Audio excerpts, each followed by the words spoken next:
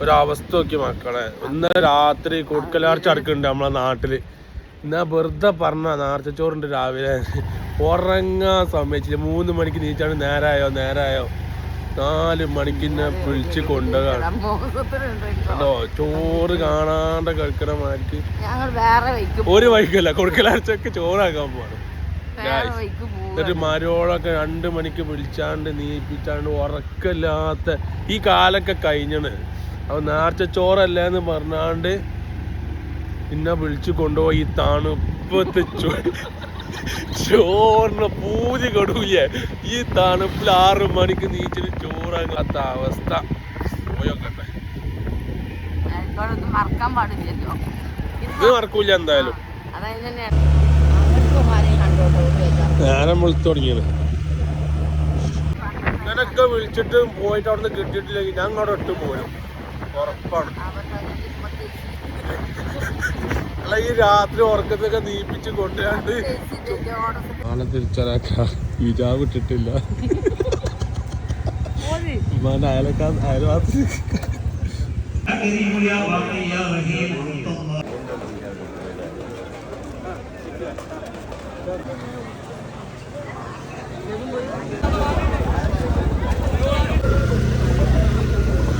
ഏതായാലും ചോറ് കിട്ടി. പിന്നെ രാവിലെ തന്നെ ബുള്ളറ്റ് എടുക്കണ്ട, അതിന്റെ സൗണ്ട് എല്ലാവരും കേൾക്കുന്നല്ലാണ്ട് ആക്ടിവേറ്റ് ആയിട്ട് പോയത്. പിന്നെ മീൻ പൊതി വാങ്ങി ആരും അറിയാക്കാൻ. അപ്പൊ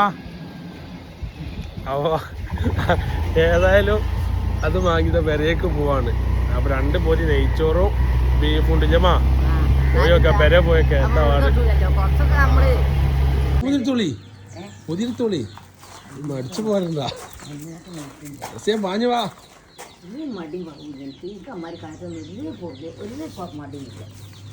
2 പൊതി എത്തിട്ടാ കൊണ്ടുവരി അവള് തുറന്നു നോക്കാം.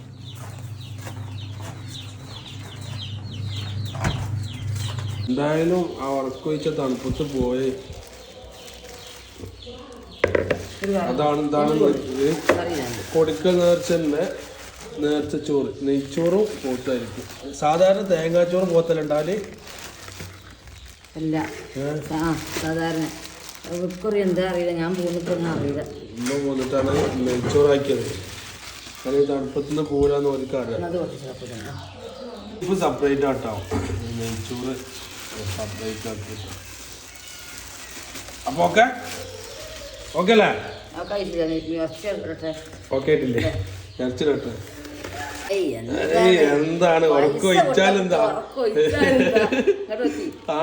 തണുപ്പ് കൊണ്ടാലെന്താ? നേർച്ചുള്ള മുതല ആ ചെമ്പിലുണ്ടാക്കിയ ഓ ആ സ്മെല്ല് പോരെ. ഇത് തന്നാലെ വരൂലല്ലോ അങ്ങോട്ട്.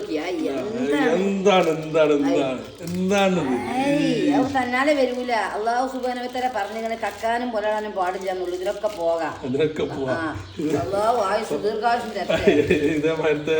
പൊതിച്ചോറും ഇറച്ചും പോലൊക്കെ വാങ്ങി ആയുസ് ദീർഘായുസും തരട്ടെ. ഇമ്മാക്ക് ഇത് വരെ ബ്രസറും കൊണക്കടും വെച്ചായിന്.